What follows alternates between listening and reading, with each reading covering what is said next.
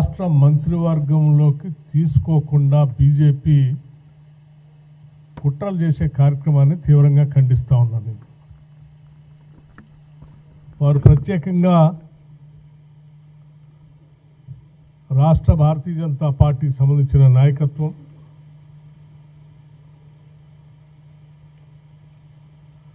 Chief electoral officer Telangana state హైదరాబాద్కి ప్రత్యేకంగా ఒక లేఖ రాసి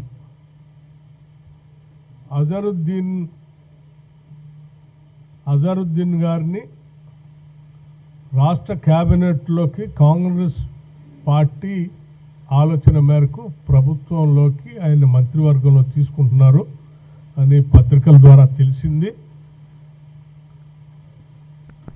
అటువంటి వ్యక్తిని ఇప్పుడు క్యాబినెట్లోకి తీసుకోవద్దు అని చెప్పి వారు ప్రత్యేకంగా లెక్క రాశారు. సరే, హైదరాబాద్ మీద కానీ ఈ రాష్ట్రం మీద కానీ దేశం మీద కానీ ప్రేమ ఉన్నటువంటి ఏ వ్యక్తులైనా భారతదేశానికి పేరు ప్రఖ్యాతులు తీసుకొచ్చినటువంటి ఒక గొప్ప క్రికెట్ క్రీడాకారుడు మహమ్మద్ అజరుద్దీన్. హైదరాబాద్ బిడ్డ, మన కీర్తి పతాకాన్ని రెపరెపలాడించినటువంటి వ్యక్తి. దేశమంతా కూడా అజరుద్దీన్ అంటే ఈ దేశ ఔన్నత్యాన్ని, దేశ ప్రతిష్టని ప్రపంచ పటం పైన నిలబెట్టినటువంటి గొప్ప క్రీడాకారుడని పొగుడుతూ ఉంటారు. అటువంటి కీర్తి ప్రతిష్టలు దేశానికి, ప్రత్యేకంగా తెలంగాణ రాష్ట్రానికి తీసుకొచ్చినటువంటి అజరుద్దీన్ని ఎవరైనా మంత్రివర్గంలో తీసుకొని గౌరవిస్తూ ఉంటే సాదరంగా స్వాగతించి అభినందించాల్సింది పోయి అటువంటి వ్యక్తిని తీసుకోవద్దు అని చెప్పి లేఖ రాయటం అనేది నిజంగా చాలా దురదృష్టకరమని ఈ సందర్భంగా నేను మనవి చేస్తూ దీన్ని తీవ్రంగా ఖండిస్తూ ఉన్నాను కూడా. జూబ్లీహిల్స్లో జరుగుతున్నటువంటి ఎన్నికల్లో కేవలం టీఆర్ఎస్ పార్టీని గెలిపించడం కోసం చేస్తున్నటువంటి ప్రయత్నంలో భాగంగానే ఈరోజు భారతీయ జనతా పార్టీ ఈ లేఖ రాసింది. గత పార్లమెంటు ఎన్నికల సందర్భంలో కూడా టీఆర్ఎస్ పార్టీ ప్రోత్సాహం, వారి సహాయ సహకారాలు బీజేపీని ఎట్టి పరిస్థితుల్లో గెలిపించాలనేటువంటి తాపత్రయంతోనే వారు వాళ్ళ ఓట్లన్నింటినీ తగ్గించుకొని బీజేపీకి వేస్తేనే 8 సీట్లు వచ్చాయి బీజేపీ. ఇవాళ తిరిగి జూబ్లీహిల్స్ ఎన్నికల్లో తను ఎట్లా గెలవదు కాబట్టి, గెలవటానికి అవకాశం లేదు కాబట్టి అత్యంత బలహీనమైనటువంటి క్యాండిడేట్ పెట్టడమే కాకుండా అది కూడా చాలా రోజుల దాకా ప్రకటించకుండా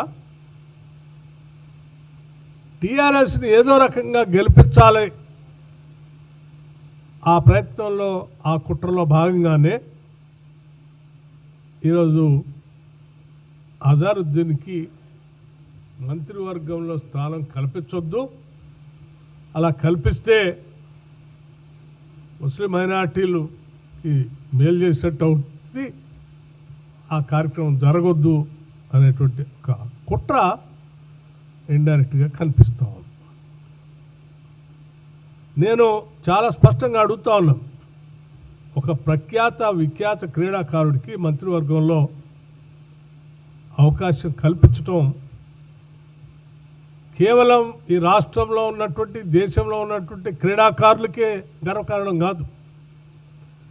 రాష్ట్రం మీద ప్రేమ, అభిమానం, దేశం పైన గౌరవం, గర్వం ఉన్నటువంటి వాళ్ళందరూ కూడా ఇది గొప్ప కార్యక్రమంగానే చూస్తాను నేను. అజరుద్దీన్తో ప్రమాణ స్వీకారం చేయించకుండా భారతీయ జనతా పార్టీ ఈ రాష్ట్ర గవర్నర్ గారి పైన కూడా ఒత్తిడి తెస్తున్నట్టుగా తెలుస్తుంది. సరే, ఈ గవర్నర్ గారు గొప్ప వ్యక్తి, వారు అటువంటి ఒత్తిడికి లొంగరు.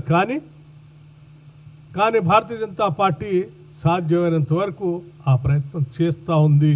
ఈ విషయం కూడా తెలిసి చాలా చింతిస్తూ ఉన్నాం. అట్లాగే భారతీయ జనతా పార్టీ వారి అవసరాలకు అనుగుణంగా వారికి మేలు జరుగుతూ ఉంటే ఒకలాగా,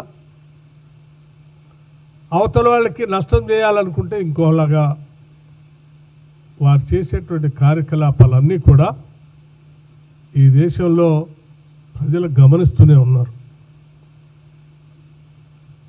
ఏదో బై ఎలక్షన్ జరుగుతుంది కాబట్టి అజరుద్దీన్ గారికి మంత్రివర్గంలో తీసుకుంటే ఆ ప్రాంతంలో ఉన్న మైనార్టీలంతా ఒక రకమైన నిర్ణయం తీసుకుంటారు. దానివల్ల మాకేదో నష్టం జరుగుతుంది, ఇంకోళ్ళకి ఏదో జరుగుతుంది, ఇంకో పార్టీకి ఏదో మేలు జరుగుతుంది అనేటువంటి ఆలోచన చేసి కుట్ర చేస్తూ ఉన్నారు.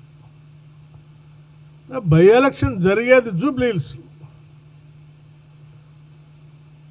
బయట ప్రమాణ స్వీకారం చేసే దగ్గర కానీ మిగతా దగ్గర కానీ కోడ్ ఆఫ్ కండక్ట్ ఏం లేదు. మీరు గతంలో రాజస్థాన్లో గంగానగర్ జిల్లా కరణ్పూర్ నియోజకవర్గం ఉప ఎన్నిక సందర్భంగా కేవలం 30 రోజులు ఎన్నికలు ఉందనగా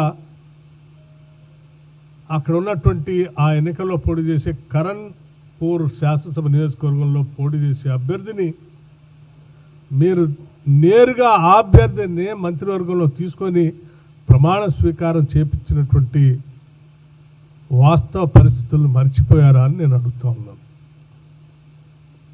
ఈరోజు మీరైతేనేమో నేరుగా అసలు అక్కడ పోటీ చేస్తున్న ఆ బై ఎలక్షన్లో పోటీ చేస్తున్న ఆ శాసనసభ నియోజకవర్గంలో అభ్యర్థిని తీసుకోవచ్చు. ఇక్కడ ఆ ఎన్నికల్లో పోటీ కూడా చేయట్లేదు ఆయన. ఆల్రెడీ ఆయన శాసనమండలి సభ్యుడు కూడా. అటువంటి వ్యక్తిని తీసుకోవద్దని మీరు చేసేటువంటి ఆలోచన కేవలం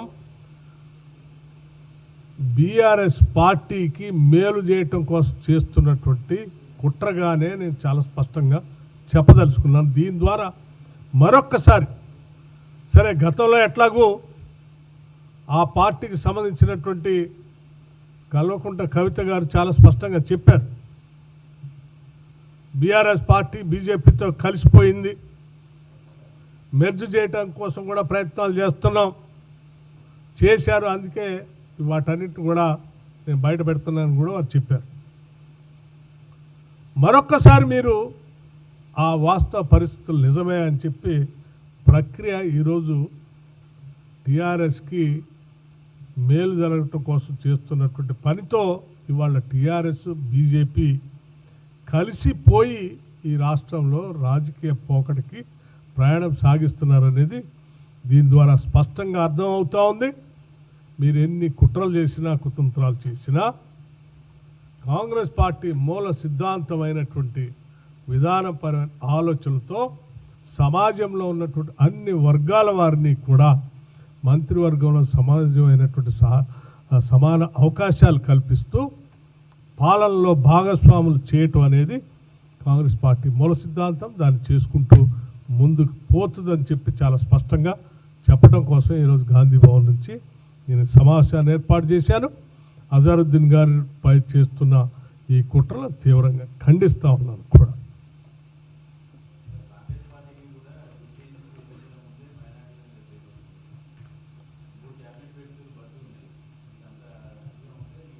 మిత్రులందరికీ నేను ఒక విషయం చెప్పదలుచుకున్నది ఏంటంటే, క్యాబినెట్లోకి తీసుకోవటానికి శాసనమండలి సభ్యుడిగా ఈ మధ్యనే అజరుద్దీన్ గారు నియమించబడ్డారు.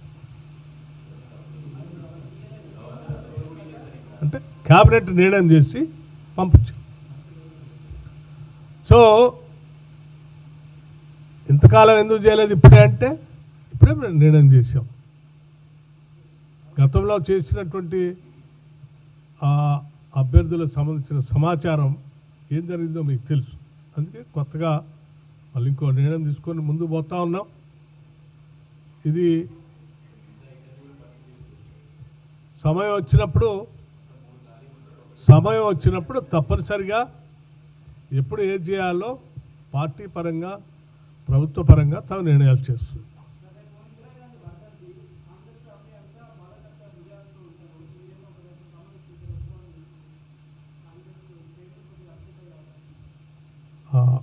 ఇందిరాగాంధీ గారు దేశ సమగ్రత, సమైక్యత, మత సామరస్యం, అన్ని వర్గాలకి సమానమైన అవకాశాలు కల్పించాలనేటువంటి ఒక గ్రేట్ సోషల్ రిఫార్మర్.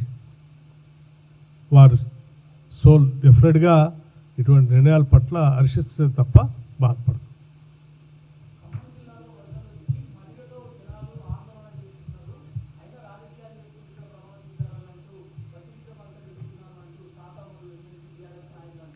తాత మధు ఎమ్మెల్సీ గారు ఏం మాట్లాడారో నాకు తెలియదు, కానీ మీరు అడిగిన ప్రశ్నకి మాత్రం నేను చాలా స్పష్టంగా సమాధానం చెప్పదలుచుకున్నాను. ఈ రాష్ట్ర ఉప ముఖ్యమంత్రిగా, అట్లాగే ముఖ్యమంత్రిగా రేవంత్ రెడ్డి గారు, నేను, మిగతా మంత్రివర్గ సహచరులు రాష్ట్ర వ్యాప్తంగా జరుగుతున్నటువంటి సైక్లోన్ సంబంధించి స్పష్టంగా కూర్చొని రివ్యూ చేసి అధికారులందరికీ ఆదేశాలు ఇవ్వాల్సినటువంటి అవసరం ఉంది. కేవలం ఒక్క దగ్గరే కూర్చొని దానికే పరిమితమై అక్కడే ఉండే పరిస్థితిలో నా పాత్ర లేదు.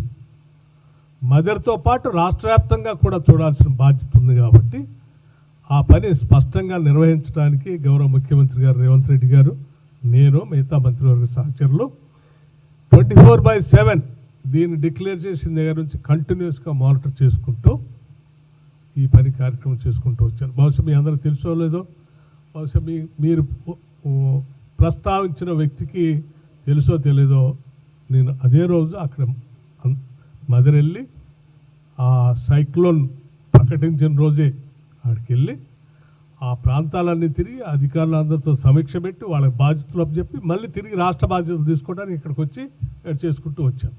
సో నా పాత్ర ప్రజల పట్ల చాలా స్పష్టంగా, చాలా నిర్ణయాత్మకంగా ఉంటుంది. నమస్కారం అమ్మా.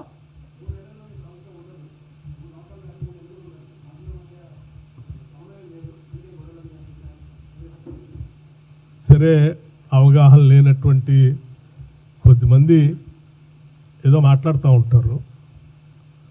ఈ ప్రభుత్వం మధ్య, మంత్రివర్గ సహచరుల మధ్య సంపూర్ణమైనటువంటి